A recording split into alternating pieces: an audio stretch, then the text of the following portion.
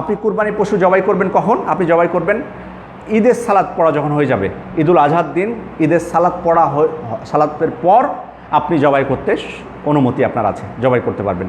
আর কুরবানি ঈদের দিন সকালবেলা কোনো কিছু খাবেন না, এটি আল্লাহ রসুলের সুন্নাত। তিনি ঈদুল ফিতরের দিন তিনি খেতেন ঈদের সালাতের আগে, কিন্তু কুরবানি ঈদের দিন তিনি ঈদের সালাতের পূর্বে কোনো কিছু খেতেন না, বরং কুরবানি করে সে গোস্ত খেতেন তিনি প্রথম।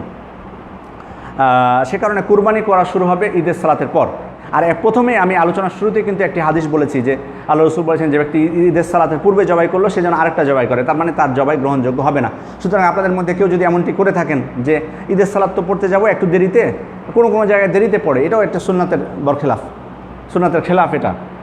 কিন্তু অনেকে বলেন যে 10টার সময় ঈদের সালাত, তো আমরা 7টার সময় কুরবানি করে ফেলি। না, এটা আপনার কুরবানি গ্রহণযোগ্য হবে না, বরং ঈদের সালাত পড়বেন তারপর আপনি কুরবানি করবেন। আর এই কুরবানি চলতে থাকবে ঈদের দিন আর ঈদের পরের 3 দিন, ঈদের পরের 3 দিন আইয়ামুত তাশরিকের দিনগুলোতেও, কারণ স্পষ্টভাবে এসেছে কুল্লু আইয়ামুত তাশরিক আযযাব, অর্থাৎ আইয়ামুত তাশরিকের প্রত্যেক দিনগুলোতেই আপনার কুরবানি আছে, জবাই করা আছে।